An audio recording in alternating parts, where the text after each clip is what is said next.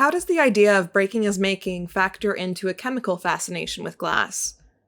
Could the chemical alteration of the glass itself be seen as a conceptual process of breaking and making? Yeah, absolutely. And this is one of those things where I know that you don't know. uh, artists generally have a very monolithic idea about what glass is and the idea of glass as a thing. Um,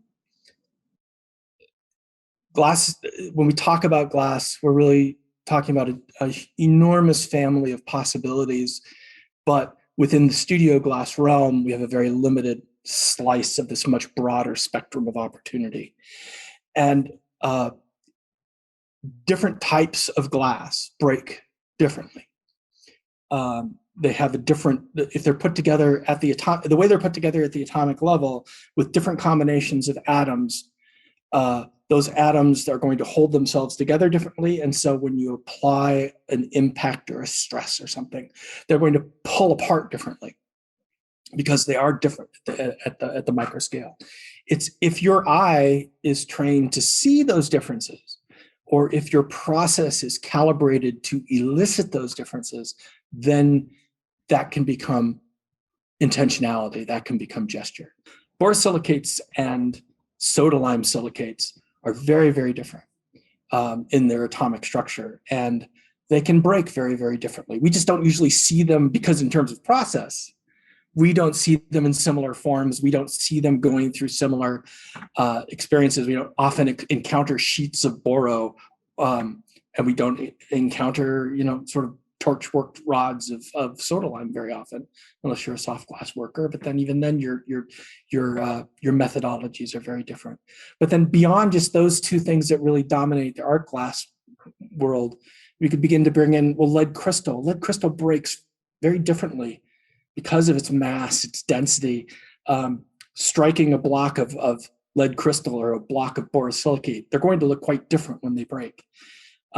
And then you can get into even more esoteric things that are very technical glass, like the glass in your liquid crystal display, which is something called an aluminosilicate that a few folks who maybe who do lathe working of scientific glass will know what alumina is.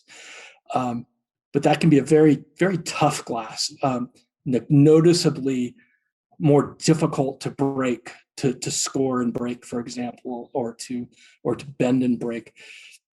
And then there's other ones that even get stranger than that. So what I'm getting at is that there is an opportunity in the chemistry of glass and the variability of the chemistry of glass for intentionality, for gesture, for a dynamic relationship that can enter into conceptuality. As below, so above, right? You change the alchemical description of it at the atomic level, and it will behave differently at the macroscopic level.